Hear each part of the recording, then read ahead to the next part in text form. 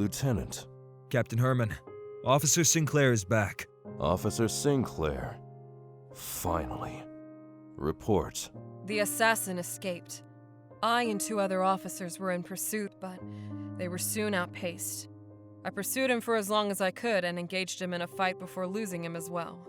However, Officer Sinclair got close enough to him to tell that we are dealing with a man. Tall, slim, in his 20s or 30s. I see. Impressive.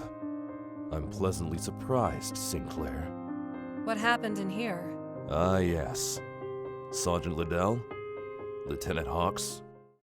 The victim was named Robert de la Roca, 40 years old, male.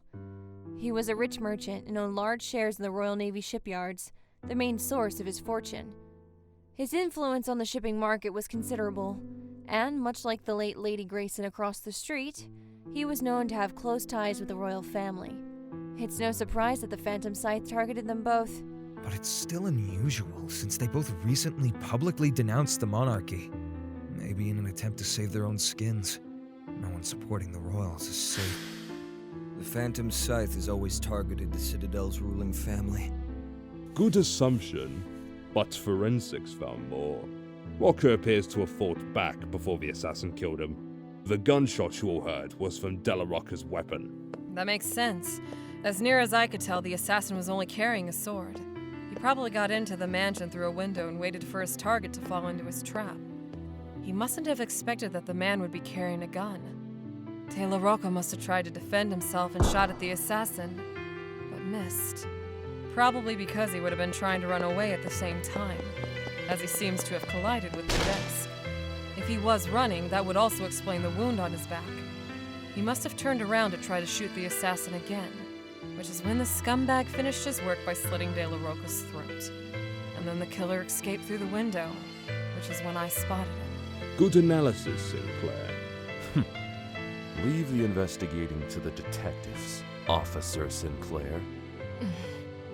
An official investigation will be opened tomorrow. What we know for sure, looking at the method, is that the 2 murders tonight were definitely committed by the same killer. And of course, it just had to be the worst Ardalis has ever known. I will alert the castle and the Royal Guard. Their security needs to be tightened before he strikes again. It has been a curiously long time since he was last seen around the city. Killing 2 people on the same night is not the typical modus operandi either. Just like Vermin. When he thought he was finally gone for good, he pops back up. And as always, the sneaky bastard slipped through our fingers, even when we were closer than ever to catching him. What do you mean? We already know the identity of the killer? Of course we know. He signed his murders, like he always does. Officer Sinclair, the assassin you encountered tonight is none other than the Purple Hyacinth.